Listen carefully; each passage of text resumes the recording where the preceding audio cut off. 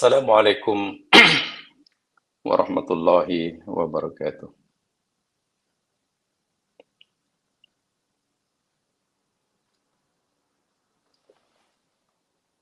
Alhamdulillahilladzi ahyana ba'dama amatana wa ilaihin nusyur. Segala puji bagi Allah, Tuhan yang telah menghidupkan semula kita selepas Ia mematikan kita. Tuhan yang telah membangkitkan kita setelah Ia menidurkan kita. Dan kepadanya lah kita akan dihimpun dan dikumpulkan.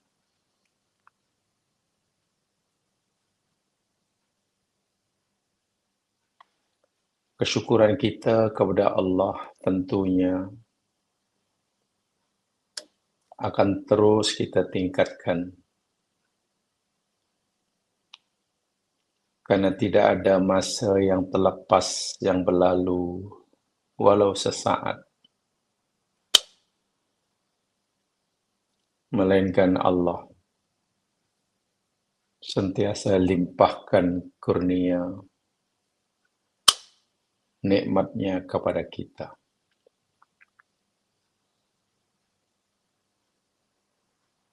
Coba kita bayangkan, sebetulnya Allah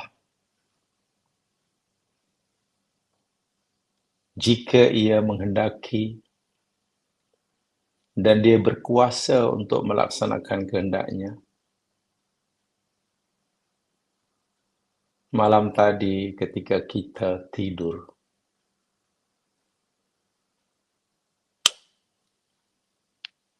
Allah boleh sahaja menghendaki dan berkuasa melakukan kehendaknya untuk tidak membangunkan kita pagi hari ini.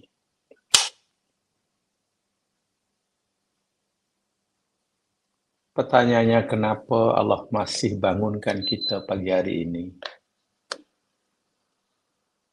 Masih diberi ruang untuk menjalani kehidupan di dunia.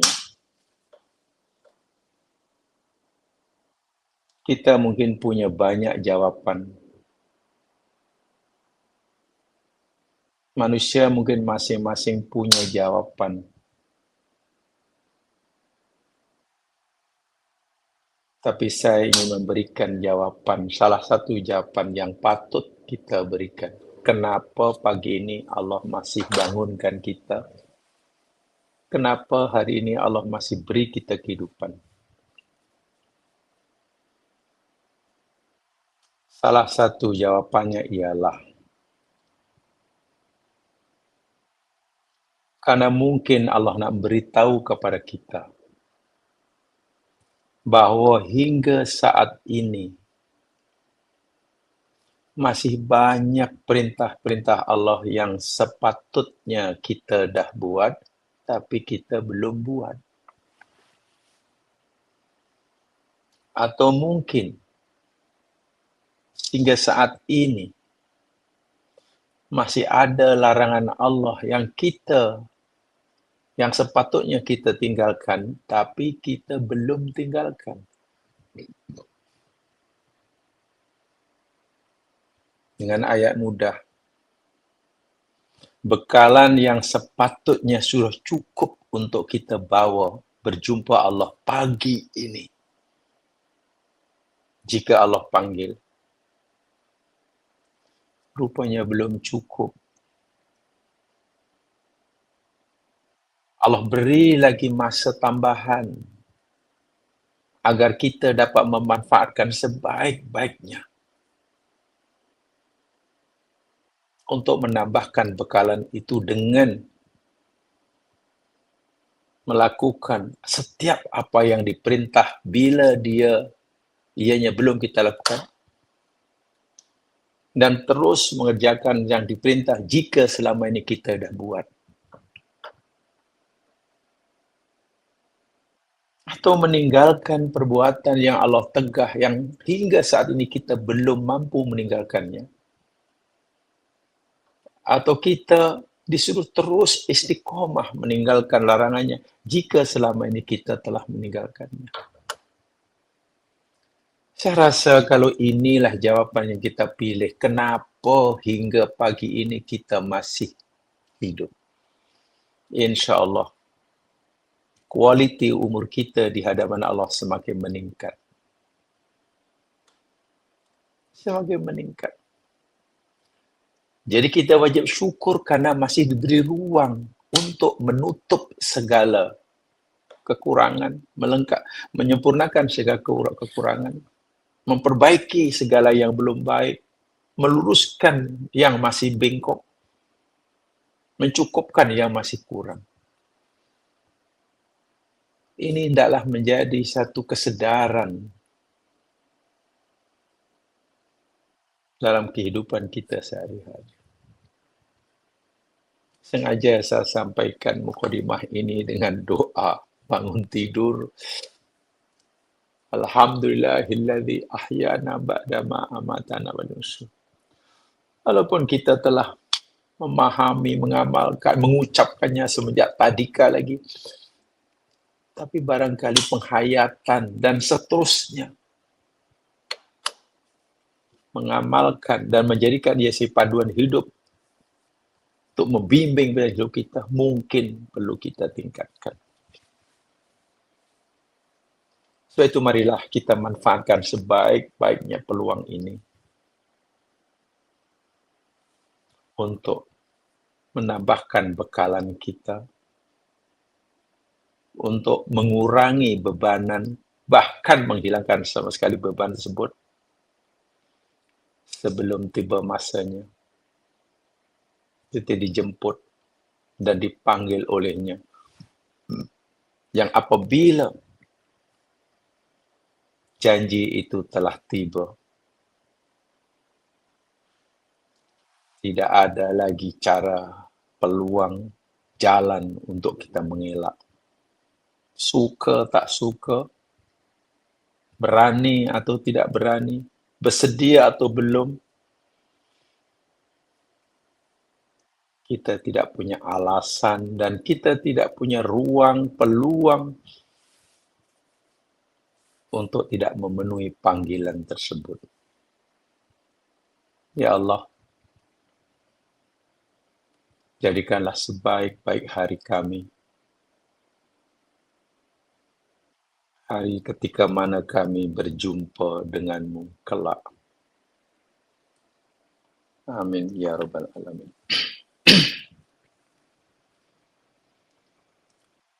Muslimin muslimat, para pendengar saudara-saudaraku seiman dan seagama, mari kita teruskan siri kajian kita surah Yusuf. Dan minggu lepas kita telah kaji ayat yang ke-108,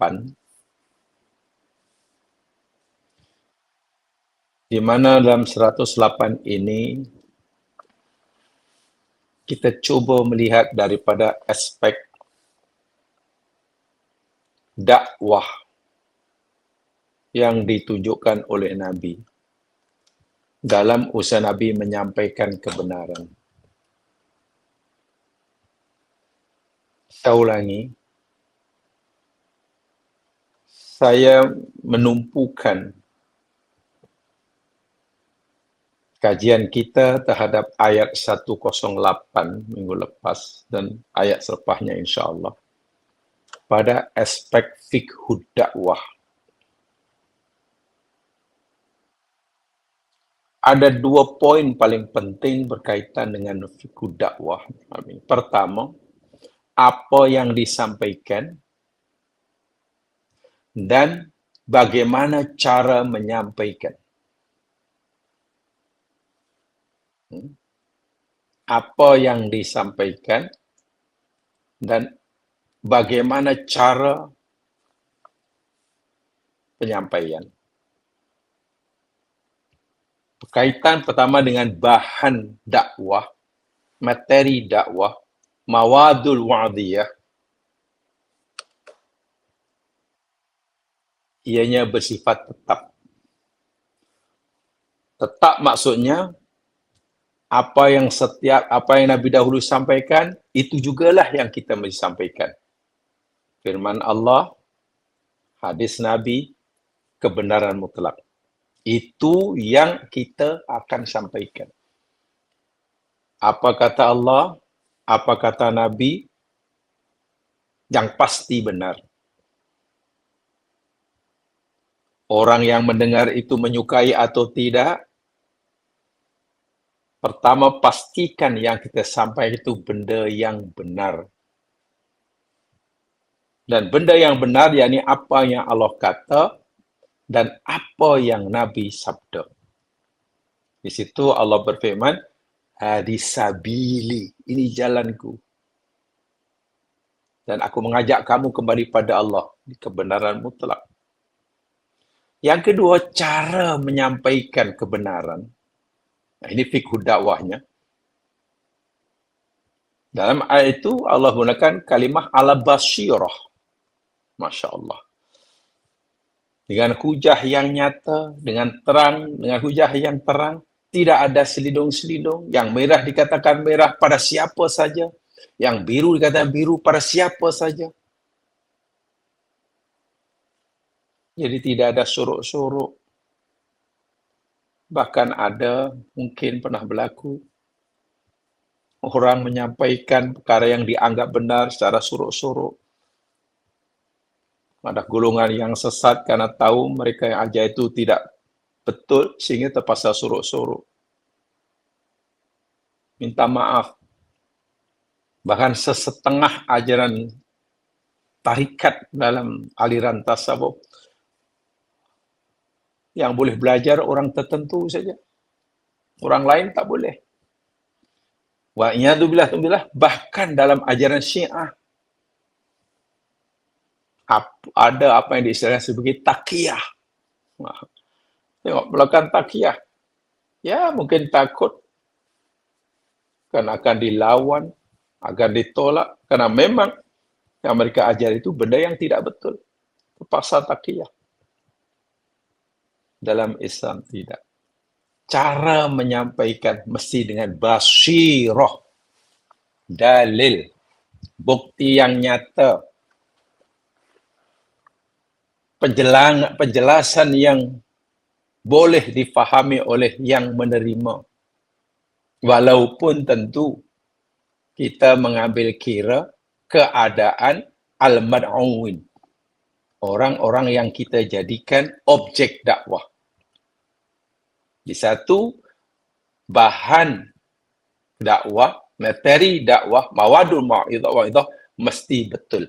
Kedua, cara menyampaikan mesti basyirah. Uraian, dalil, fakta yang tak terbantahkan oleh siapapun. Kenapa? Ya kan memang inilah ajaran Al-Quran. Jadi jika ada orang katalah bertanya sesuatu tentang apa yang kita sampaikan, karena mungkin belum dapat memahami, ya kita tidak bolehlah mengatakan, oh awak ni banyak tanya, nampaknya hati awak keras. Belum tentu orang yang banyak tanya itu keras hatinya. Boleh jadi memang dia belum faham dan ingin faham betul. Sehingga kita tidak boleh memaksakan kebenaran kepada seseorang. Kebenaran memang wajib diterima oleh setiap kita. Tapi kita tidak boleh memaksakan kebenaran pada seorang. Sampaikan kebenaran itu dengan hujah, dengan alasan, dengan penjelasan, sehingga orang menerima kebenaran tidak merasa terpaksa, tapi menerima kebenaran tersebut karena faham betul, jelas betul. Nah, ini perlu dimiliki oleh setiap kita dalam menyampaikan kebenaran. Nih. Dan ayat ini jamaah dijelaskan lebih jauh dalam ayat selepasnya. Tengok. Ayat 109. Ini kaitannya dengan ayat sebelumnya. Maaf ya, saya nyatakan tadi, saya tumpukan penafsiran kajian kita terhadap ayat ini dari aspek dakwah. Fiqh dakwah. Walaupun ayat ini tentulah tidak hanya mengajar kita tentang fiqh dakwah. Ada aspek imannya, tentu ada. Aspek Islamnya tentu ada. Tapi mungkin dari aspek iman, aspek Islam, ya mas sekalian sudah dapat memahaminya sedikit sebanyak, maka saya sampaikan dari aspek yang lain pula. Aspek fiqh dakwahnya. Lihat ayat 109. A'udzu billahi minasyaitonir rajim. Wa ma arsalna min qablika illa rijalan nuhi ilaihim min ahlil qura.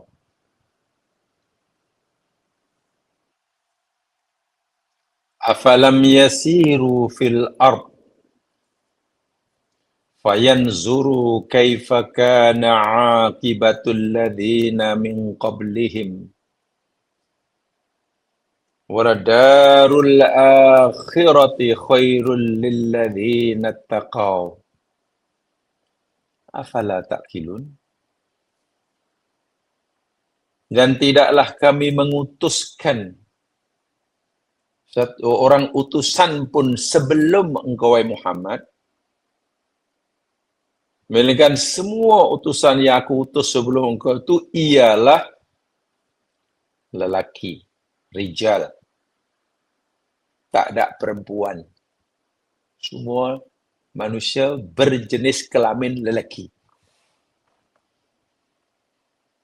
Yang kami wahyukan kepada mereka, dan lelaki-lelaki yang kami pilih menjadi utusan yang kami utus itu ialah min ahlil qura. Masya Allah, penekanannya dalam ayat min ahlil qura, dari kalangan penduduk negeri itu. Nabi Muhammad dipilih oleh Allah dari kalangan penduduk Makkah.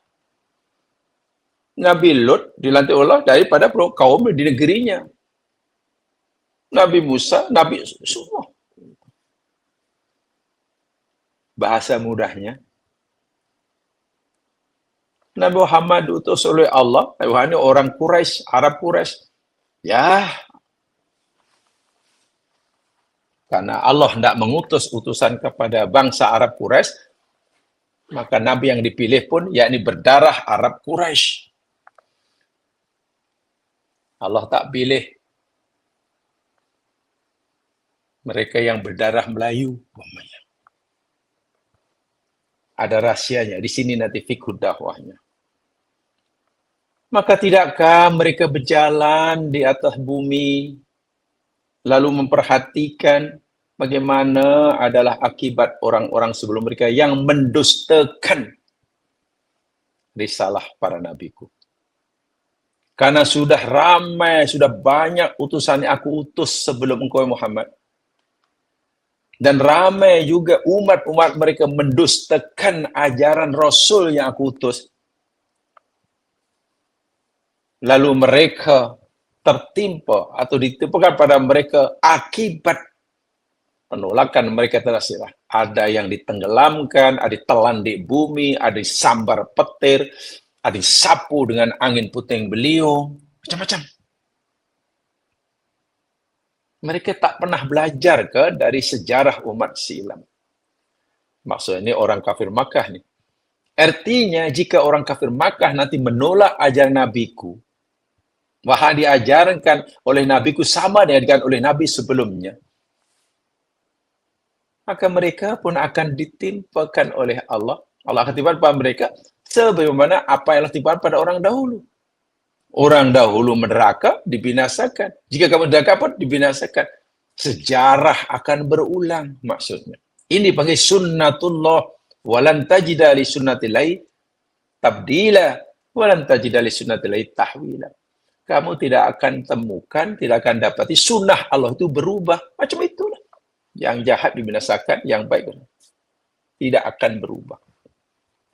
Wala darul akhirah khairul ladina taqaw. Dan sungguh negeri akhirat, mereka yang lebih mengutamakan yang nanti dari yang sekarang, bahkan jika untuk mendapatkan kebahagiaan yang nanti terpaksa dengan cara menjual, mengorbankan yang sekarang, maka orang ini akan lakukan.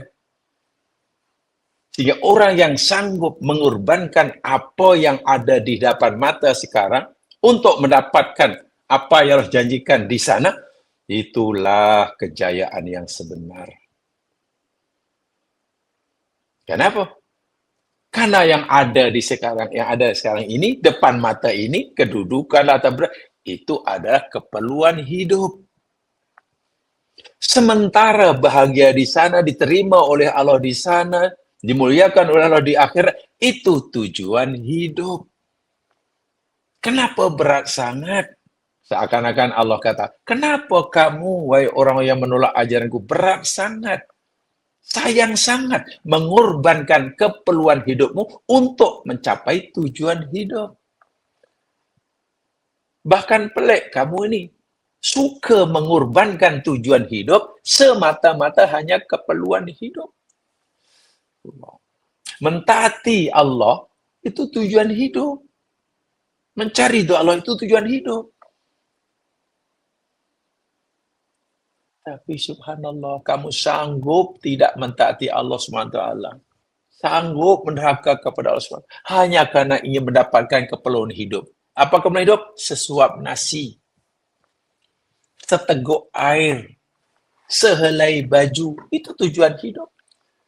Sehingga untuk makan sesuap nasi pun terpaksa menipu. Untuk punya kendaraan agar lebih laju bergerak pun terpaksa rasuah.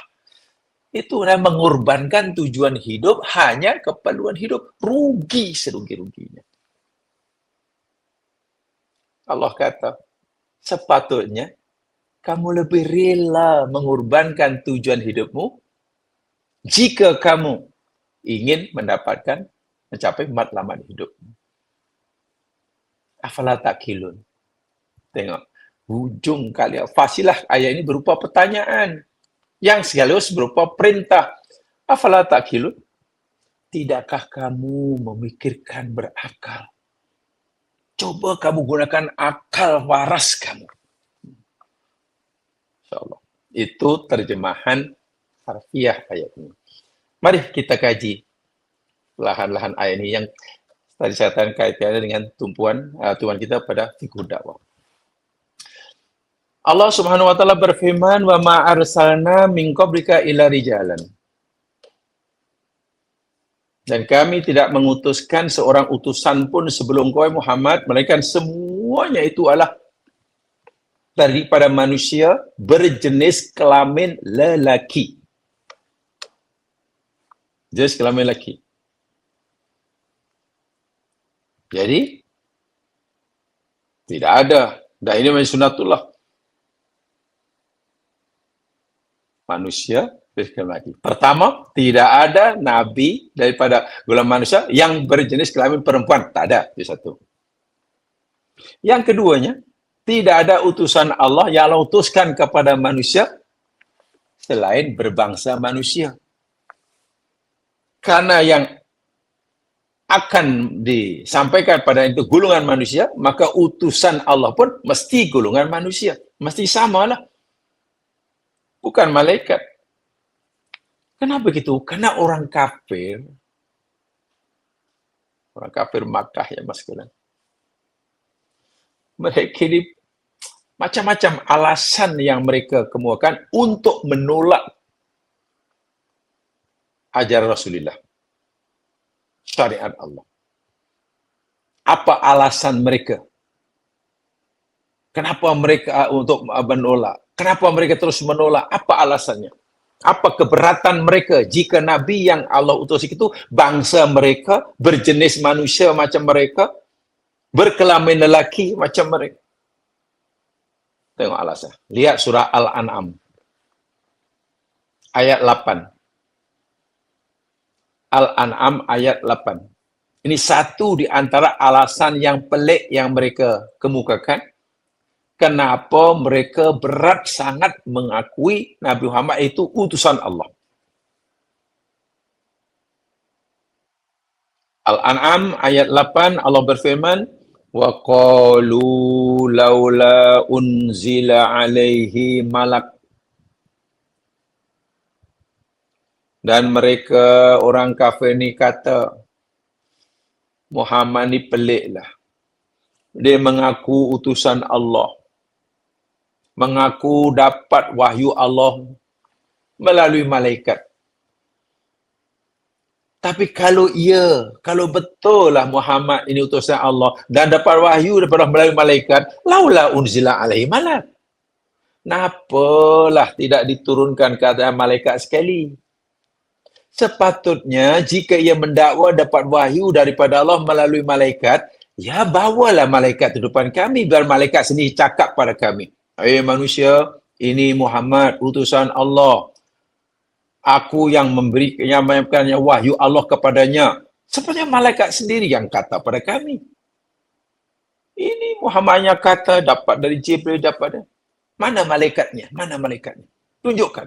Atau kalau perlu malaikat sendiri yang jadi utusan Allah. Tidak perlu manusia yang setaraf dengan kami. Sama-sama makan, sama-sama minum, sama-sama terbuat daripada tanah.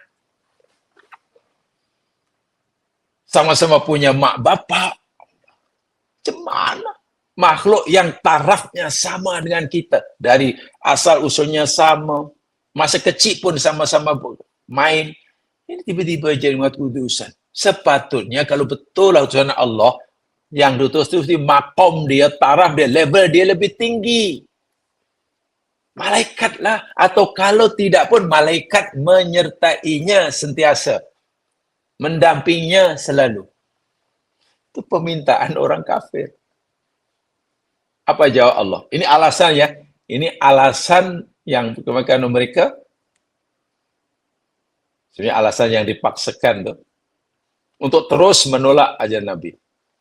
Jawab Allah. Walau anzalna malakan. Kalaulah kami turunkan malaikat pada mereka. Yang kami utus kalau mereka ini bukan manusia macam mereka, tapi malaikat yang diutusan. Atau malaikat menjelma sentiasa menemani Nabi.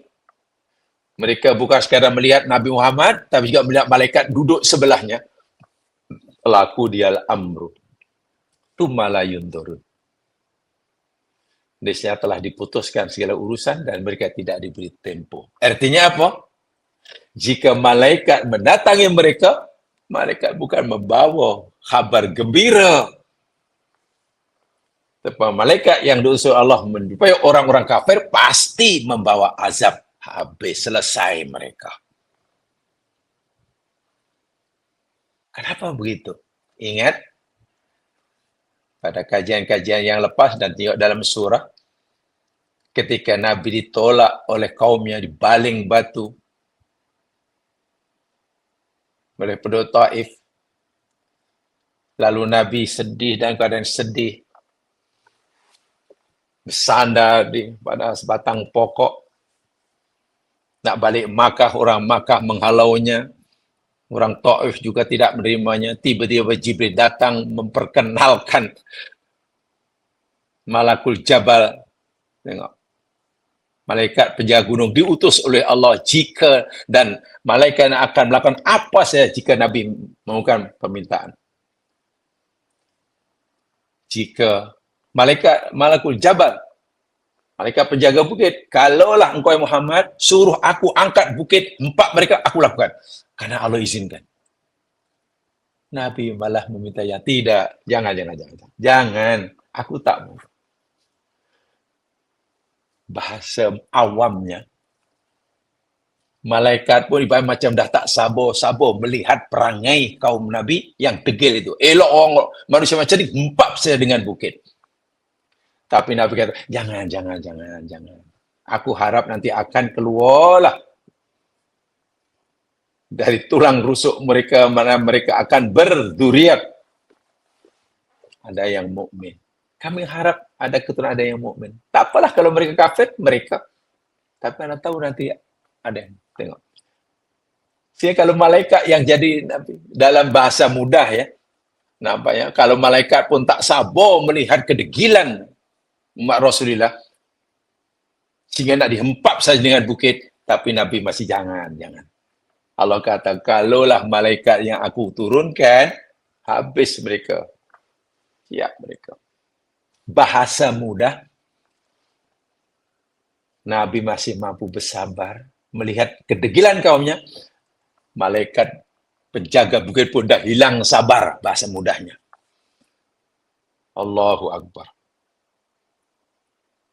Jadi bukan malah menyenangkan mereka jika malaikat yang Allah utuskan jadi Rasul. Okeylah, kalaupun Allah mengabulkan juga permintaan mereka,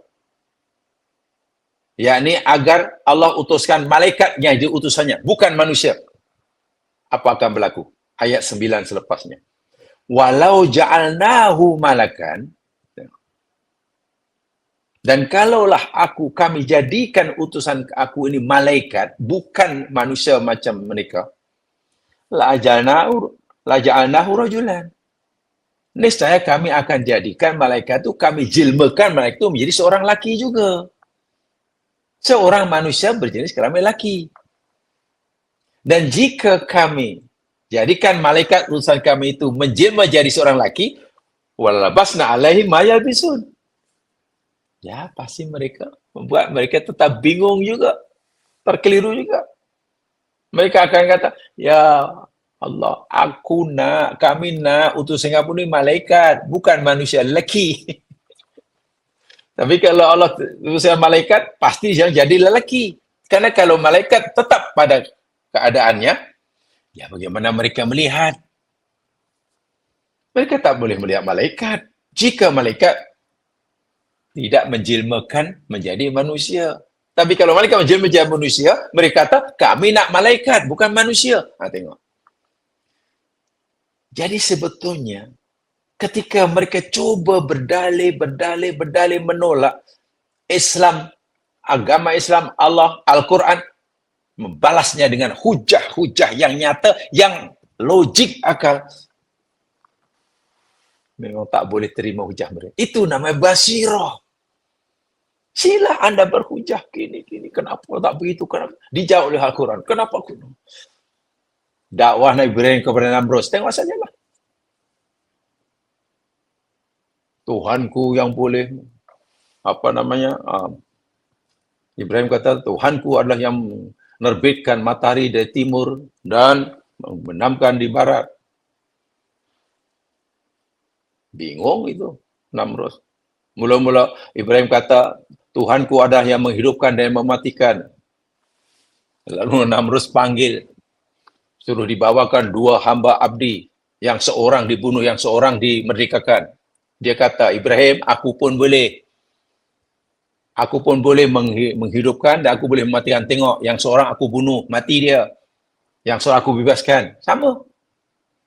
Dan Ibrahim tak kehabisan hujah. Tuhanku yang menerbitkan matahari di timur dan menyala sebelah barat. Fa'ti biha minal maghrib. Sekarang, Namrus, kalau engkau betul-betul Tuhan, fa'ti biha minal maghrib. Tolong terbitkan matahari di sebelah barat. Wabuhidha allati kafar. Terdiam itu Namrus. Ini namanya basirah, ini namanya hujah. Ibrahim hancurkan Tuhan-Tuhan mereka, patung mereka. Mereka mengamuk, ini siapa punya kerja ini Tuhan? Senang Nabi Ibrahim jawab mereka. Nak meyakinkan bahawa patung itu bukan Tuhan, senang Ibrahim menjelaskan dengan basirah. Kalau kamu nak tahu siapa yang maju itu, tanyalah yang besar itu. Pasal kabirah mana? Tanya yang besar tu. Mereka bingung, iya ya. Kami disuruh Ibrahim untuk tanya sendiri. Tak mereka. Tapi kalau aku tanya, mereka tak jawab. Akhirnya mereka, Ibrahim, macam manalah kamu ni? Kau suruh kami tanya kepada yang paling besar atau yang dihancurkan. Sedangkan mereka tak boleh cakap, Ibrahim. Di sini Ibrahim punya basirah yang hebat. Jika kamu dah tahu mereka cakap pun tak mampu, kenapa kamu sembah? Jamaah boleh lihat bagaimana hujah Ibrahim pada kaumnya. Bagaimana hujah para nabi pada kaumnya. Bagaimana hujah nabi pada kaumnya. Mereka sila berhujah-hujah. Hatu burhanakum. Tunjukkan. Buktikan jika kamu benar. Nanti Islam. Adapun bila hujah telah disampaikan, tapi mereka tetap tolak, itu urusan dia, bukan urusan kita. Maknanya mereka benar-benar memilih kesesatan walaupun kebenaran telah nyata di hadapan mereka. Lalu mungkinkah permintaan mereka ini dikabulkan oleh Allah? Jadi utusan Allah daripada malaikat? Bukan daripada Nabi. Allah beritahu dalam surah Al-Isra ayat 95. Surah Al-Isra ayat 95. Berarti betul-betul. Qul law kana fil ardi malaikatan yamshuna mutmainnina. Muhammad, beritahu pada kaum kamu itu. Yang mereka minta utusan yang sepatutnya aku utus itu, yakni dari golongan malaikat. Kata pada mereka, jikalau yang menjadi penduduk bumi ini, yang mendiami bumi ini adalah para malaikat, yamshuna mutmainnin, malaikat berjalan ke sana dengan tenang dan bukan manusia lah penduduk bumi tapi malaikat, la nazzalna alaihim minas sama'i malakan rasulan, pasti kami pun akan mengutus utusan dari langit berupa malaikat juga. Jika penduduk bumi ini semua malaikat, utusan kami pun malaikat. Tapi kerana penduduk bumi ini manusia, utusan kami pun dari manusia. Tengok. Sangat-sangat logik. Inilah dalil-dalil, bukan memanglah ayat dalam dalil nakli, tapi maksud yang tersirat mestinya tidak dalam dalil nakli, dalil akli. Kadang susah nak berjalan. Ini nakli atau akli? Ya, kalau tengok ayatnya dari Al-Quran, nakli lah. Tapi message yang disampaikan oleh nakli bersifat akli. Sehingga hubungan antara dalil akli dan akli memang sulit untuk dipisahkan. Bahkan saling mengeluarkan antara satu yang lainnya. Sudah jelas ya di situ. Jadi karena mereka mempertikaikan, kenapalah yang diutus itu manusia macam kita. Ingat ya, mula-mula mereka, mas sekalian, menafikan Al-Quran. Quran itu bohong. Tak betul. Ramalan-ramalan dungan orang dahulu. Kaji, mereka tidak menemukan celah. Akhirnya mereka mengatakan, Quran itu memang betul lah. Quran itu memang betul, isinya luar biasa. Tapi kami belum bersedia menerima karena sayang sekali. Quran yang betul yang disampaikan oleh Muhammad. Kita kenal Muhammad itu siapa. Masa kecilnya kita kenal. Sepatutnya Quran yang betul itu, Firman yang betul itu disampaikan bukan oleh manusia seperti Muhammad. Ini kerana Allah jawab dalam ayat yang kita pelajari ini. Nah, lelaki, manusia, bukan malaikat, dan jenis kelamin lelaki yang Allah lantik jadi utusan itu, nuhi ilaihim min ahlil qura. Ini menarik sekali. Min ahlil qura. Utusan Allah yang Allah suruh untuk menyampaikan wahyunya kepada manusia itu, Allah pilih dari golongan manusia berjenis kelamin lelaki, tambah lagi satu, min ahlil qura. Allahu Akbar. Dari kalangan penduduk negeri atau kampung atau negara atau bangsa yang Allah hendak utus Nabi itu.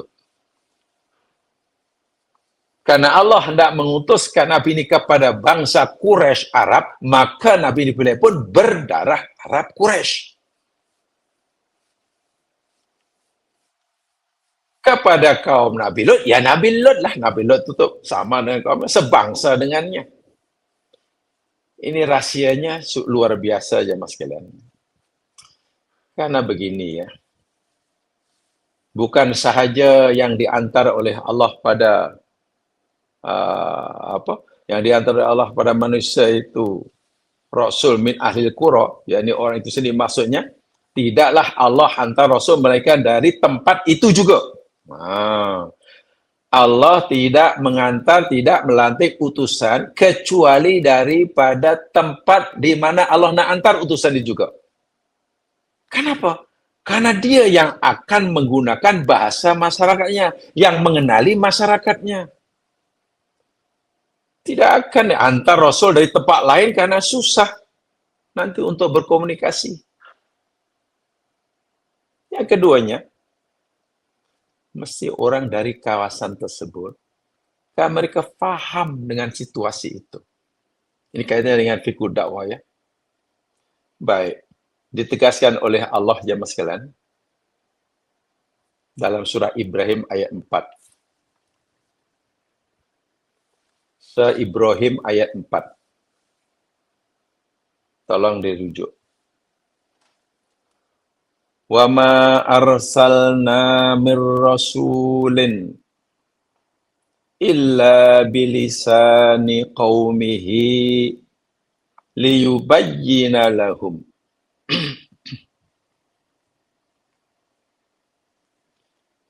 Dan tidaklah kami utuskan seorang rasul pun kecuali dengan menggunakan bahasa kaumnya, kecuali dengan lidah kaumnya. Bahasanya sama, budayanya sama, bangsanya sama, warna kulitnya sama, bahkan mungkin makanan yang dibiasakan pun sama, pakaiannya sama, penampilannya sama. Kenapa mesti dipilih daripada bangsa kaum sendiri? Yubayyina lahum. Karena tugas Rasul yang paling penting, yakni menjelaskan apa yang Allah suruh jelaskan buat mereka. Dan orang yang boleh menjelaskan firman Allah kepada kaumnya, yakni orang itu mesti kenal kaum itu, sebangsa dengannya. Ada persamaan bangsa, persamaan budaya, persamaan bahasa, persamaan apa sajalah. Anda bayangkan, Allah utuskan Nabi ke bangsa Arab, berbahasa Arab, peranginya macam Arab, macam itu. Tiba Allah lantik, Nabi itu berbangsa Cina, berbahasa Cina, berbudaya Cina. Makannya pun China dari tanah besar Cina. Cuma nak fahami. Fayudilullahu mayyasha wa yahdi mayyasha. Allah sesatkan siapa yang kendaki dan Allah betul siapa yang kendaki, dan Allah itu Maha Perkasa lagi Maha.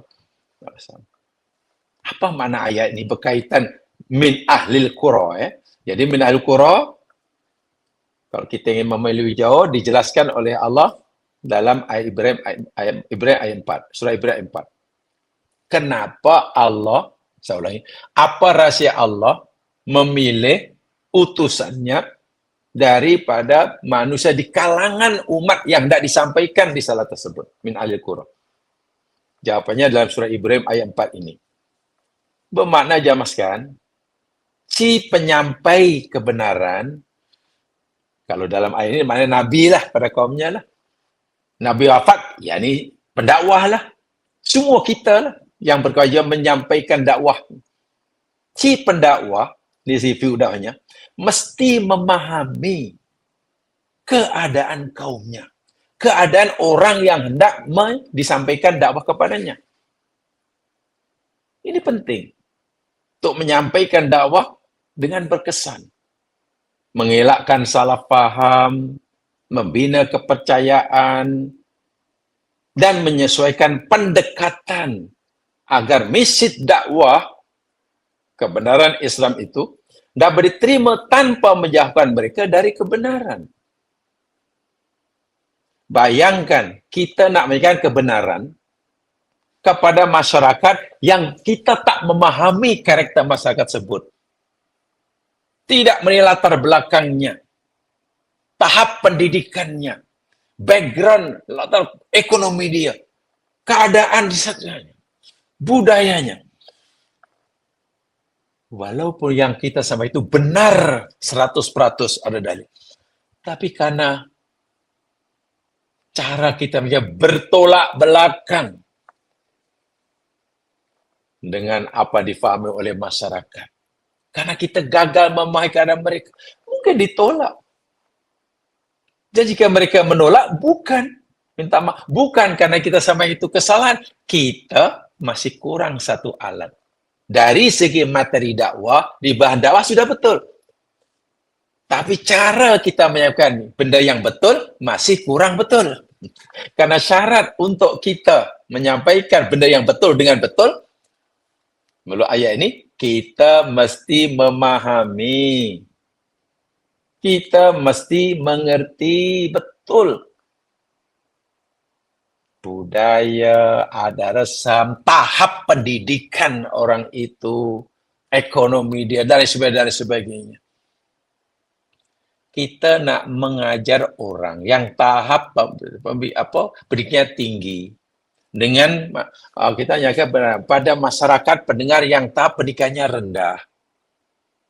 Kita menyampaikan kebenaran pada golongan audien yang background ekonominya bagus. Yang kita menyampaikan kebenaran yang sama kepada masyarakat yang minta maaf dari segi ekonominya.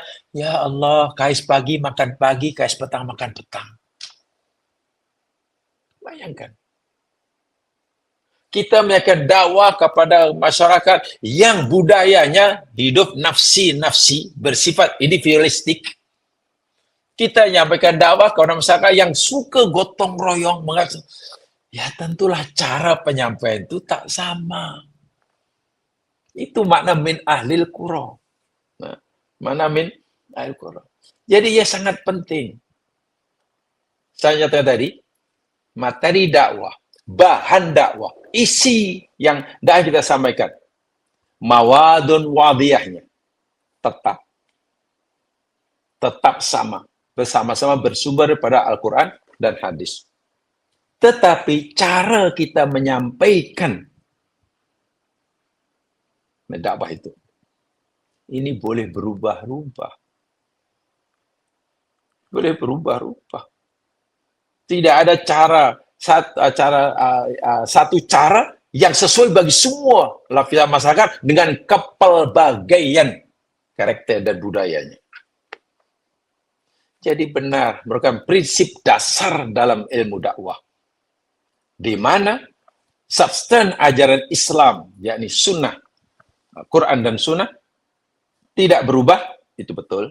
Namun, metode, cara, pendekatan, media dakwah harus bersifat adaptif, mengikuti perkembangan zaman, mengikuti keadaan, condition audience, dalam konteks sosial mungkin,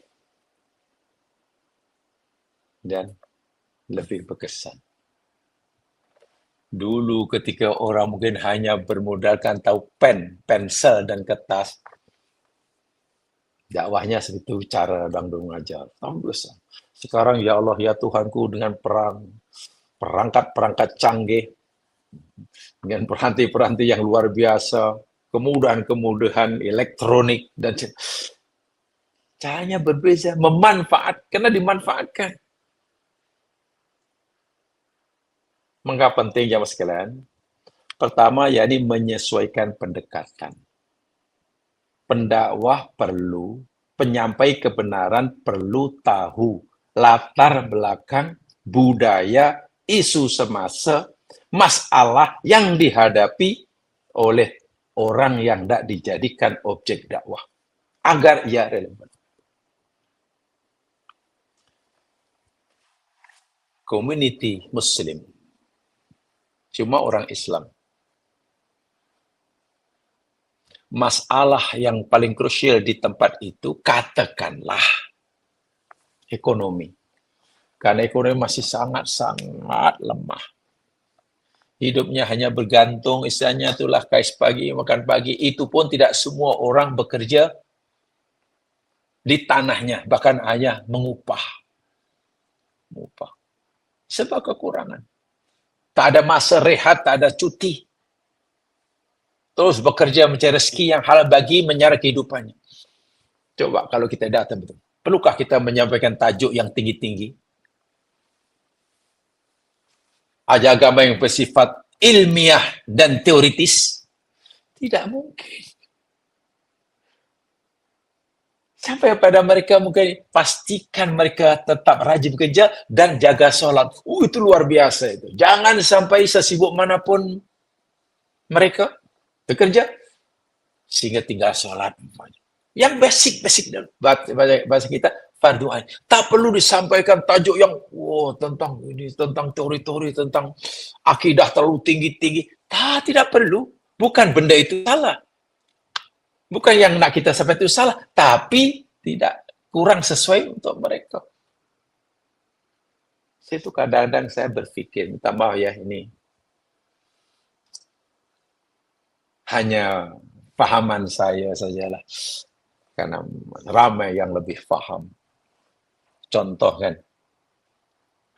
setiap minggu kita mendengar ceramah. Khasnya kaum lelaki setiap minggu wajib menghadirkan diri untuk mendengar sarahan. Hukumnya wajib setiap minggu. Bila itu? Apa itu? Hari Jumat. Apa sarahannya? Khutbah. Kan lelaki wajib seminggu sekali mendengar sarahan. Yakni di masjid namanya khutbah. Katakanlah, Selangor satu ada negeri yang sangat luas. Ya. Jumlah masjid di Selangor, tentulah ratusan. Mulai pada masjid negeri hingga ada masjid yang ada di Ulu Yam ke, di Ulu apa ke, Ulu manalah kampung pedalaman lah yang tahap pendidikan rakyat Selangor tak sama. Ada yang majoriti jamaah itu di masjid itu, paling tidak dahulu hingga college. Ramai yang universiti, bahkan tidak sedikit yang hingga mencapai gelar doktor. Maklum. Di Pekan mungkin, lumayanlah. Banyak yang universiti. Tapi ramai juga yang mungkin hingga SPM. Di kampung, jamaah sekalian. Jamaah yang graduate seorang. Tahap ekonominya, macam itu saja. Pergi kebun pagi, balik petang. Cara berfikirnya, sekarang Anda bayangkan. Jika isi khutbah itu semua betul. Karena dikarang oleh orang pandai, betul semuanya lah. Kita khusnud, betul semua. Ada hadisnya, ada apa. Tapi tajuk yang disampaikan itu seragam seluruh negeri, katalah. Bagi yang tinggal di bandar, mungkin di bandar besar, kota besar, masjid besar, di Shah Alam, kapal semua jamaah, karena mereka sudah biasa berfikir, tingkat pendidikannya tinggi, ekonominya sudah bagus, mereka bagus. Sesuai. Sementara bagi saudara kita, jamaah di kampung pedalaman, mendengar khutbah, apa yang disiapkan khotib ini? Tengok. Jadi jika yang mendengar, ini kata bingung bahkan mengantuk, bukan salah mereka semata-mata. Karena jangan-jangan apa yang disampaikan memang tak faham. Ibarat kita menghidangkan makanan, ibaratlah sarahan ini makanan, jamaah sekalian. Tadi dakwah ini makanan. Kita memasak satu jenis makanan, lalu kita hidangkan pada seluruh orang, tidak mungkin semua mampu, mau menyantapnya, selera menikmatinya. Karena boleh jadi makanan yang kita hidang itu hanya sesuai bagi ABCD. Bagi orang lain tak sesuai, lidahnya tak sesuai. Nah, di sini kena pilih. Untuk orang ini aku masakkan apa kesukaan dia ya. Suka tom yum. Ya, ini suka masak jenis apa ya? Ini tom yum Thailand ke tom yum Melayu? Ini tom yum Melayu. Yang ini apa? Ini juga laksa. Ini laksa mana nih? Walaupun namanya laksa. Ini laksa selatan. Ini laksa utara. Itu maksud saya. Bukan materinya berbeza. Bukan. Cara penyajian. Sebab itu tidak mudah jamu ramai orang yang seleranya berbeza. Oh, itu tidak mudah kita boleh, tak mungkin kita masakan dengan satu cara saja sehingga semua orang boleh makan. Tak mungkin. Caranya untuk ini lebih suka pedas, yang pedas sikit. Untuk ini. Begitu juga dakwah. Ini maksudnya. Itu memahami keadaan orang. Penting sekali. Nanti saya sampaikan. Apa kata Ibnu Qayyim yang luar biasa. Tujuannya yakni untuk mengelak pertentangan. Memahami konteks tempat, membantu pendakwah menyampaikan message tanpa menimbulkan sensitivity atau konflik yang tidak perlu, terutama kepada masyarakat-masyarakat yang berbilang budaya, berbilang bahasa. Pahami mereka. Jangan sampai niat kita memperbaiki mereka, malah mereka timbul konflik-konflik baru. Sekaligus ia akan membina, ya, meningkatkan kredibiliti diri orang yang berdakwah itu. Sebab itulah, ya mas sekalian, tidak mudah. Sangat-sangat tidak mudah. Tadi dinyatakan bahwa Allah tidak mengutus seorang rasul pun kecuali dengan bahasa kaumnya. Lisani qaumi, bahasa kaum. Tapi ingat, di sini bukan hanya bahasa kaum, tapi pendakwah wajib menguasai, memahami latar belakang, background, dari segi apalah pendidikannya, cara berpikirnya, dan lain sebagainya. Dan lain sebagainya. Ini karena, seperti mana saya sampaikan ya, ini kata saya kutip daripada ucapan Ibnul Qayyim Al-Jauziyah.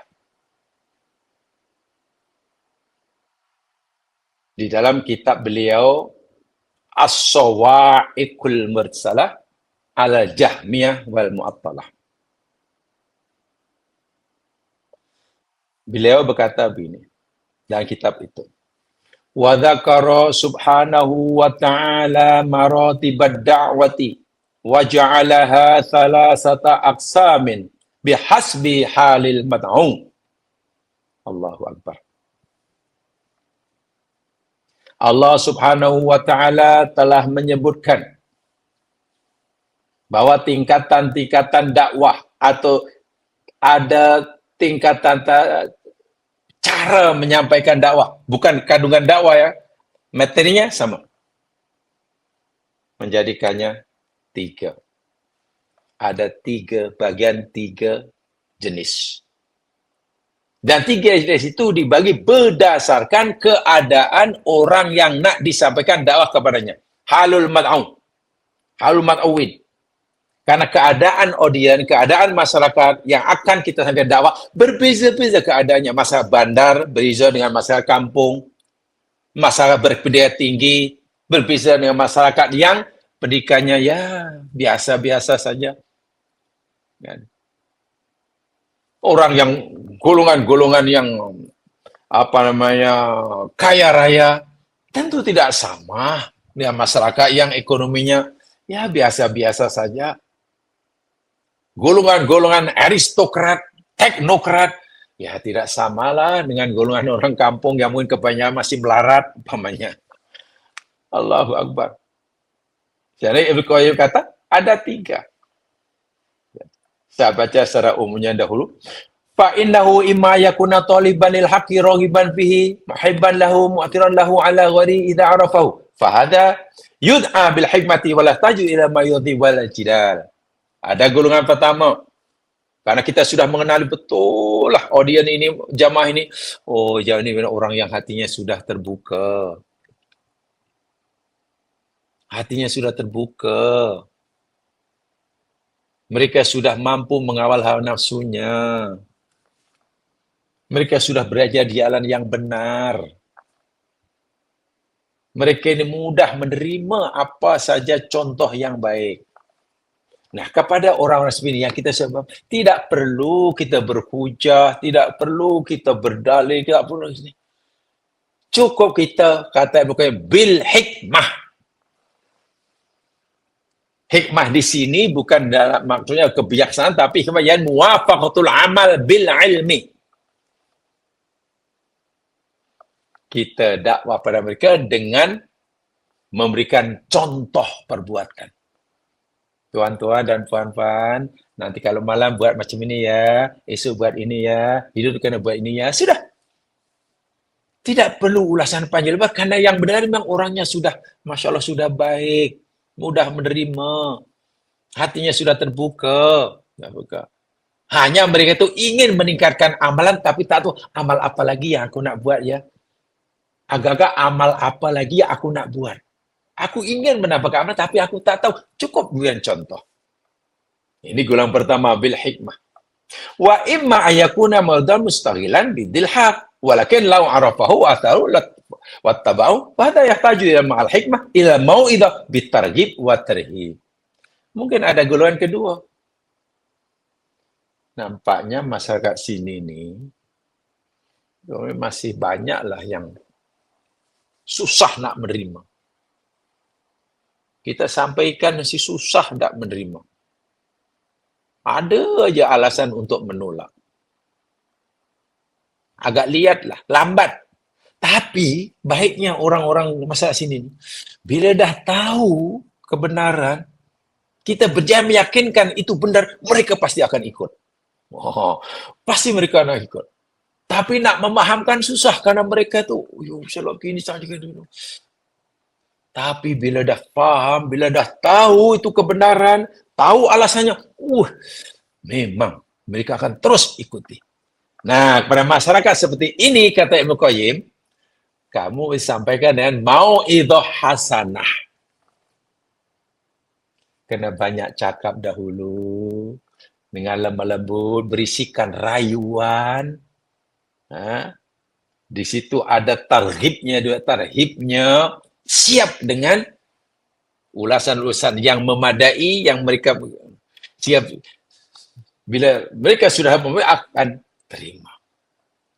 Tak boleh terus beri contoh, karena mereka tidak mungkin terus mengikuti contoh kita. Pada zaman Nabi, Nabi tahu sahabat ni semuanya percaya. Hatinya dah terbuka, penuh dengan cahaya. Sebab itu Nabi suka terus beri contoh saja. Sallu kama ra'aitumuni usalli. Lain kali solat macam kamu tengok aku solat saja. Sudah, selesai. Nabi melakukan amalan. Sahabat yang melihat, terus ikut. Tidak banyak cerita. Orang dahulu mudah. Umar pernah memberitahu kepada sahabatnya. Ketika Umar nak cium Hajar Aswad, kan dia berkata, Inni ra'aitu annaka hajarul aswad la yanfa wa la yadur. Aku tahu. Batu, aku tahu. Engkau batu hitam. Tidak boleh memberikan manfaat dan tidak boleh menolak madarat. Ya, aku tahu. Kau makhluk. Lalu anni ra'aitun Rasulullah SAW qabbalaka ma qabaltu. Kalaulah aku tak pernah melihat Nabiku cium engkau, aku tak akan cium engkau, wahai batu. Tengok. Nabi tidak perlu menguraikan panjang lebar apa fadilah mencium, apa tu. Nabi saja cium saja. Sahabat tengok, Umar tengok, aku cium.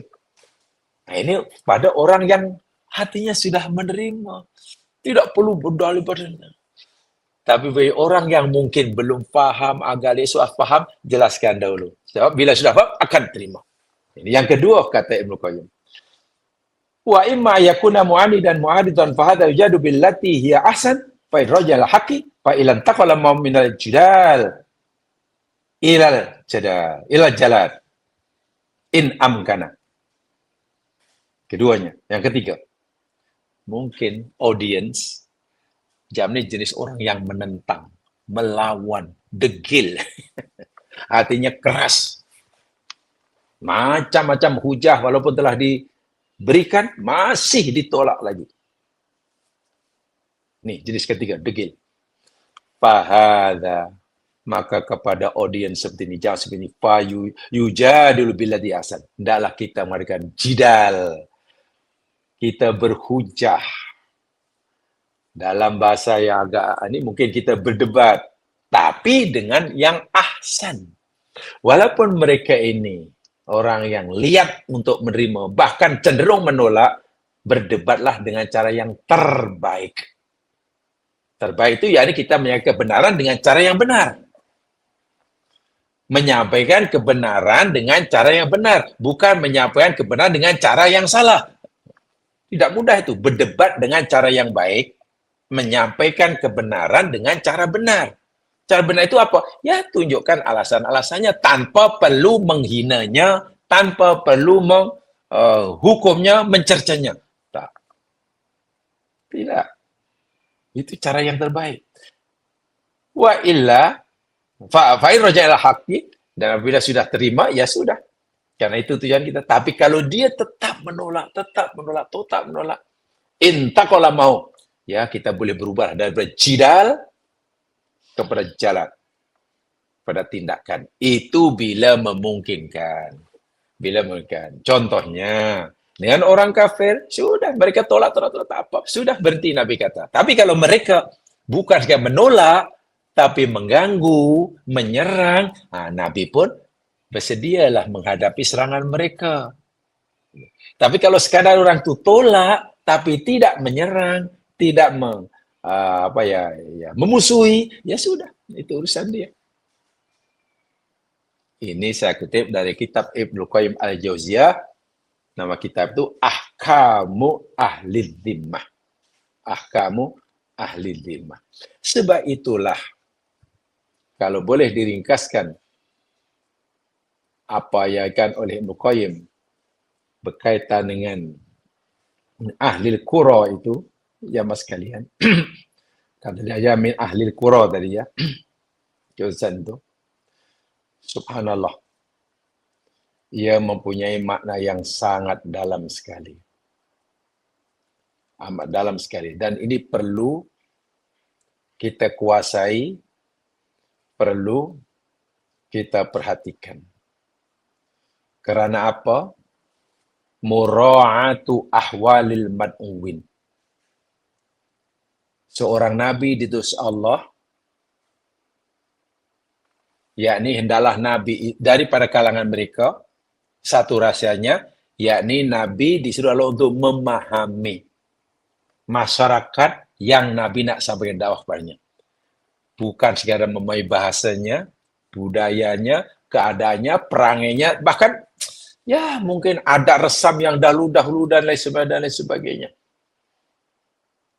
Sebab itu kata Ibnu Qayyim, yakni berdasarkan firman Allah surah An-Nahl ayat 125, berdasarkan surah An-Nahli 125, Ud'u ila sabili rabbika bil hikmati wal mau'izatil hasanah wajadilhum billati ya ahsan. Ada 3 tadi.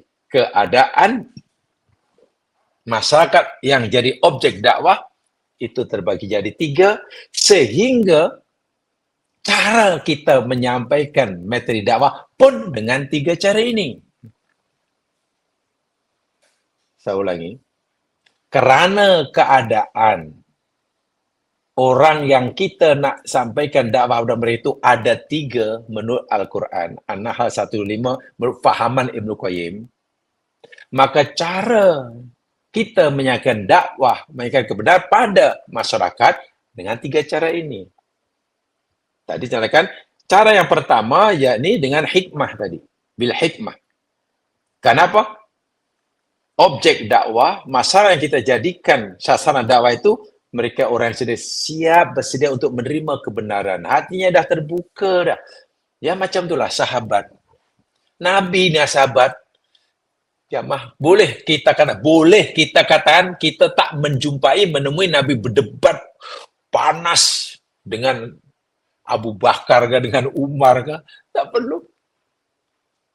Walaupun Umar pernah dalam bahasanya tidak menyetujui sabda Nabi, tapi ya kita Nabi kita Umar pun terima. Kenapa tidak berdebat? Ya karena Nabi hanya perlu beri contoh, sahabat ikut. Beri contoh, saya ikut. Itu memang senang. Tapi masalahnya masyarakat hari ini tidak seperti mana jiwa para sahabat. ada yang agak lambat menerima, memahami kebenaran. Pada mereka ini, ya, dan uraian, penjelasan, targhib dan tarhib. Ingat, targhib dan tarhib. Untuk yang pertama, bil hikmah. Lil mustajibi adz-dzakiyyi alladzi yaqbalul haqqa. Hikmah, contoh, teladan, perbuatan nyata. Itu buat siapa? Ya, kepada orang yang hatinya sudah siap menerima, cerdas, tak belajar. Saya itu kata Nabi solat, sahabat tengok, oh, Nabi pergi haji, semua ikut. Lalu itu Nabi kata, khudu anni manasikakum. Betul ya? Hai sahabatku, ambillah oleh kamu cara ibadah haji kamu tu macam kamu tengok tadi. Nabi tak mesti bila kamu di Arafah kena begini, kena tak. Nabi terus bagi contoh dan sahabat akan ikut. Tanpa banyak dalil. Itu pada zaman Nabi. Karena sahabatnya jenis orang yang al-mustajib ad-daki la'alladhi yaqbalul haqqa. Orang sekarang kalau punya hati macam sahabat, dan dakwah senang. Hanya perlu nanti buat ini ya, buat itu sudah. Tak perlu berhujah panjang-panjang. Syaratnya disampaikan pasti benar ya. Tidak perlu memberitahu. Oh, ini kajian. Orang tidak terima dah. Jadi, melalui gunakan pendekatan hikmah, bijak, qudwah hasanah, teladan yang baik. Mereka cukup didorong dengan kelembutan dan perbuatan nyata, atau dalam bahasanya dakwah bil hal. Bahasanya dakwah bil hal, bukan dakwah bil maqal. Dengan action. Tanpa perlu berdebat panjang, tanpa perlu beralasan panjang, tanpa perlu rasanya. Yang kedua, jadi objeknya yakni al-aghfal alladhi yahtaju targhiban wa tarhiban. Yang kedua ini yakni jenis orang atau objek dakwah itu orangnya salah. Perbuatannya masih banyak yang salah. Tapi mereka mau menerima kebenaran jika ditunjukkannya. Apa yang mereka lakukan ini semua salah nih. Tapi mereka tak tahu mana yang betul. Bila kita tunjuk yang betul, mereka akan tinggalkan perbuatan yang salah dan melakukan yang betul. Nah, kepada orang seperti namanya aghfal, leka, lalai, belum faham. Kita kena jelaskan. Mau idah hasanah. Tunjukkan begini, hadisnya begini tuan-tuan. Bahkan kadang orang sanggup, Alhamdulillah, sebut hadisnya saja. Hadisnya ini daripada fulan, dalam kitab ini muka surat sekian. Wah, silakan. Silakan kalau perlu. Tapi kalau kita sudah yakin itu betul, sebetulnya untuk menghemat masa tidak perlu menyebut itu. Bagi saya tidak begitu perlu. Bukan tidak boleh. Sebab kadang-kadang orang kan begini, Nabi pernah bersabda daripada riwayat Imam An-Nasai, Nasai dapat dari fulan, fulan daripada fulan, ini dalam kitab ini muka surat sekian, nomor hadisnya sekian, muka surat sebelah kanan, atas. Sila kalau tapi kalau orang itu yang mendengar itu kata jenis orang yang sebenarnya ingin menerima kebenaran, kalau diberitahu, kalau dia sudah faham, ya sudah, beritahu saja. Dengan rayuan, dengan lembutan dia, oh iya. Akhirnya dia meninggalkan perbuatan lama yang tak betul kepada yang baru. Ini dengan mauidhah hasanah. Kata ilmu qayyim ini golongan al-aghfal. Al-ghafil yang lalai, leka, tak sadar. Tapi tak tahu. Ingin buat yang baik tapi tak tahu. Bila dah tahu, akan buat. Yang ketiga itu yang susah. Objek dakwahnya, yakni jenis orang yang suka menolak. Namanya al-mujadil al-mu'anid. Suka berdebat, suka melawan. Melawan, tolak dengan berdebat. Nah, kepada orang ini dengan mujadalah lah. Jadilhum billati ya ahsan. Li'izalati syaghi wa radil batil bihad. Untuk menghilangkan kesesatan mereka dan membuang kebatilan dengan hujah. hujah. Tapi syaratnya yakni dengan hujah debat yang ahsan. Nah, hujah yang ahsan inilah jamaah sekalian yang tidak mudah. Dipesankan oleh Ibnul Qayyim. Apa maksud hujah yang ahsan ini? Berdebat hatta pada orang yang degil pun boleh berdebat dan mereka tetap menolak, tapi berdebatnya tetap ahsan. Apa itu mul ahsan? Saya kutipkan apa kata Ibnu Qayyim dalam kitab beliau yang satunya, yakni Ar-Ruh nama kitabnya. Ar-Ruh yang dikarang Ibnu Qayyim. Bunyinya begini. Wa minal furuqi bainan nasihi wal mu'annid. Dan perbezaan yang ketara dan yang nyata sangat jelas antara penasihat, orang yang memberi nasihat, mengharapkan kebaikan bagi orang yang dinasihati, dan orang yang menegur dan mencela kepada orang yang dinasihati. Yang disampaikan benda yang betul. A menyampaikan benda yang betul kepada B. Kepada B. C menyampaikan benda yang betul kepada D. Sama-sama yang disampaikan. A menyampaikan benda kepada B ini mengharap sangatlah B yang sesat ini menjadi dapat petunjuk. Yang degil menjadi baik. Yang bengkok jadi lurus. Ini penasihat. Caranya nanti lain. C menyampaikan pada D. D ini degil. Tapi C ini nampaknya bukan penasihat. Ia lebih sebagai pencela. Penegur, pencela. Sehingga akhirnya, walaupun dia mengharapkan D akan baik, tapi bila D tak baik, sikapnya berubah. Bukan menjadi penasihat yang lemah lembut, tapi menjadi penghukum yang sangat keras. Apa bezanya antara orang menasihat, mereka benaran, dengan niat menasihati mengharap orang jadi baik, dengan orang menyampaikan kebenaran, yang sebenarnya dia lebih suka menghukum. Anan nasiha la yu'adika idza lam taqbal nasihatahu. Penasihat yang jujur tidak akan menjadi musuh kamu jika kamu tidak menerima nasihatnya. Ada orang tegur kita, ajar kita, kita salah, dia ingin betulkan kita, tapi kita masih tidak mau menerimanya. Kita susah untuk menerima kebaikan nasihatnya umpamanya. Benar.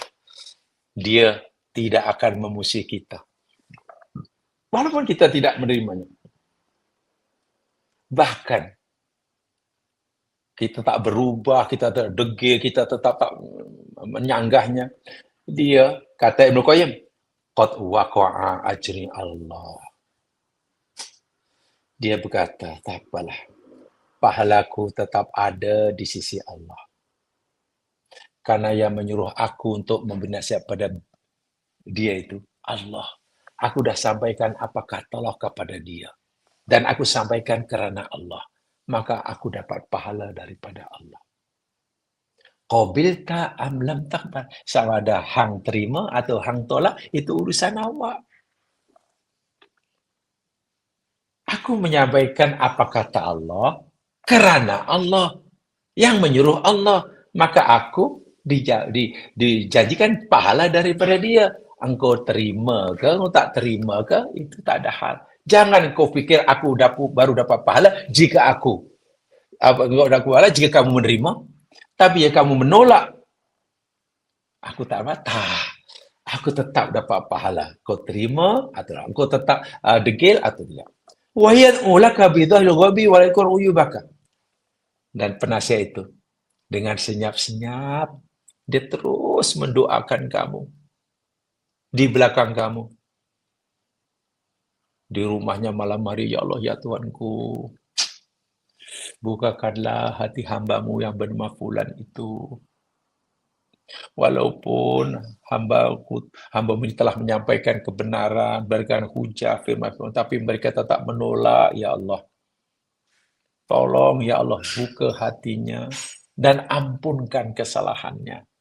Senyap-senyap orang itu mendoakan kita. Wala yabuthuha finnas, dan dia sama sekali tidak menghibahkan, menyiarkan keburukan kita, kedegelan kita dan orang ramai. Itulah penasihat yang sebenar. Itulah pendakwah yang sebenar. Sungguh pun kebenaran yang disampaikan itu benar belaka, dengan berdasarkan fakta dan hujah, dan masih ditolaknya, dia kata tak apalah, menolak atau menerima itu hal kamu. Kewajiban aku telah selesai karena aku telah dijadikan pahala pada Allah. Tapi malamnya pula begitu senyap-senyap mendoakan kita. Ya Allah, ampunilah dosanya dia. Itu penasihat menurut manhaj sunnah. Kata Ibnu Qayyim. Wal mu'adab bidzalik, adapun orang yang mencela, mencerca, menegur lawannya, dia kamu menerima, dia happy. Bila kamu tolak, dia mengamuk. Tuduh kamu macam-macam. Bila kamu terus bertanya dan kamu meragui kebenarannya, bahkan kamu nak keluar ayatnya. Fi qulubihim mardun fasadahumullah. Dalam hati dia tu ada penyakit. Lalu Allah tambahkan penyakitnya. Wah, keluar dalilnya. Disampaikan pada kita, sampaikan lalu kita tolak lagi, keluar dalilnya lagi. Khatamallahu ala qulubihim balas. Allah dah tutup hati dia. Dah mati Tuhan. Jadi makin tolak lagi, kita tolak katalah, dia keluar lagi dalilnya. Summun bukmun umyung fahum. Lalu di tempat lain dia cerita, you tahu tak? Saya pernah sampai tegur orang tu degilnya walanya tu bila si fulan tu tak tahu hatinya apa, keras sangat. Tak. Jangankan mendoakan buat kita kepada Allah agar Allah mudahkan buka hati kita. Kita malah dibuang itu yang patut Ini bukan penasihat, kata Ibnu Qayyim. Itu bukan nasih. Itu mu'annib. Itu bukan pendakwah. Yang sebenar ikut sunnah. Inilah. Jadi pendakwah pun kena ada manhaj. Ada adab. Yang perlu beradab bukan hanya orang yang disampaikan dakwah. Si penyampai dakwah itu perlu punya adab. Setakat mana benakan. Justru jika dakwahnya belum diterima, walaupun ya 100% sahih, betul menurut Allah. Ya Allah, hamba-Mu telah menyatakan kebenaran. Terimalah amalmu ini, amal hamba ini, ya Allah. Sementara mereka yang tetap menolak ini, ya Allah, bukakan hati mereka. Mudahkan mereka untuk kebenaran. Ampunkan dosanya. Itu cara dakwah yang betul ikut sunnah. Dari mana Ibnu Qayyim memahami seperti itu? Sirah Nabi. Tadi saya katakan dan semua sudah tahu. Nabi dicela, dimusuhi oleh kaumnya. Bahkan malaikat diutus Allah untuk menawarkan khidmah percumanya. Nabi tolak. Bahkan Nabi Allah, ya Allah. Jangan ya Allah, aku mengharapkanlah. Jangan kau binasakan mereka ya Allah. Aku mengharap suatu hari ada anak cucu yang mukmin. Allahumma di qaumi fa innahum la ya'lamun. Mampu kita menyampaikan dakwah ikut sunnah Nabi seperti ini. Jadi Masya Allah, yang menyampaikan beruntung, orang yang disampaikan kepada dakwah pun beruntung, hatta jika saat itu belum menerima, dia sudah didoakan. Dia berdosa, tapi dia sudah dibantu doa oleh sang pendakwah agar Allah ampun dosanya. Boleh jadi orang itu tidak mau atau susah menerima kebenaran yang keluar dari mulut kita. Tapi bukan mustahil. Ia akan biasanya menerima kebenaran bila kebenaran itu keluar dari mulut orang lain. Boleh jadi. Dan itu ada dalam Al-Quran, baca kisah Nabi Musa dan kaumnya. Nabi Harun dan kaumnya. Ketika Nabi Musa meninggalkan kaumnya, mereka menyembah patung. Nabi Musa diberi oleh Allah, balik, dimarahi kaumnya. Dimarahi Harun, sebab Musa pikir Harun tak buat apa-apa. Tengok, baca kisah itu. Pas kita, oh iya rupanya kaum Nabi Musa ini lebih percaya apa kata Musa dan tak percaya apa kata Harun. Walaupun yang disampaikan oleh Nabi Harun dan Musa itu sama aja. Kadang-kadang manusia tuh ada sifat itu. Kalau dia yang cakap, aku bersedia menerimanya. Tapi kalau kebenaran yang disampaikan oleh walaupun kebenaran sama, saya susah. Nah, ini kadang-kadang bergantung kepada keadaan si penceramah, si pendakwah, si penyampai kebenaran. Jangan paksa orang mesti menerima kebenaran yang datang dari mulut kita. Kalau mereka tak menerima kebenaran dari mulut kita, boleh jadi ia menerima kebenaran dari mulut orang lain.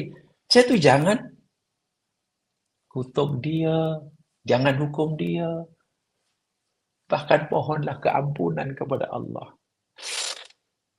Ini Ibnu Qayyim luar biasa mengulas ini. Lihat, baca surah, baca kitab beliau, Ar-Ruh. Nama kitab itu Ar-Ruh. Dan banyak lagi situ. Itu belum lagi apa kata sahabat Ibnu Mas'ud, apa kata Ali. Subhanallah. Sebab tadi saya katakan, kita tumpukan kajian kita ini pada fikih dakwahnya. Pada fikih dakwahnya. Karena dalam ayat itu ada kalimat min ahlil qura. Selepas itu barulah kita suruh mengkaji kisah orang-orang dahulu dan lain sebagainya. Tapi saya tumpukan lagi sekali, tuh, fikih dakwah, berdasarkan firman Allah, aku utusan dari golongan yang sama dengan kamu, karena kamu manusia, maka utusan aku manusia. Dan semua kaum lelaki. Itu ada kisah sendiri.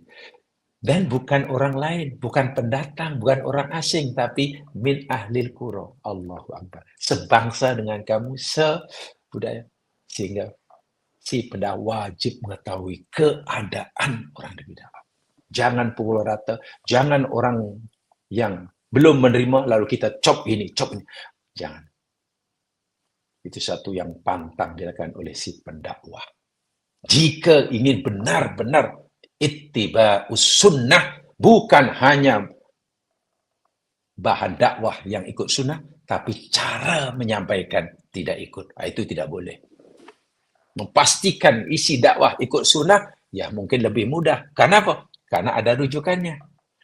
Tapi menyampaikan sunnah, mengikut sunnah, menyampaikan Quran secara Quranik, menyampaikan sunnah secara sunni, itu kaitannya dengan sini. Kita kena membina diri kita. Itu sangat-sangat subjektif itu. Kita tetap melawan diri kita. Jemaah sekalian, untuk sementara itu saja. Kesempatan kita akan coba terangkan lebih lanjut. Yang benar-benar Allah jua, silap kalau di sini. Subhanakallahumma bihamdika asyhadu an la ilaha illa anta astaghfiruka wa atubu ilaik. Assalamualaikum warahmatullahi wabarakatuh.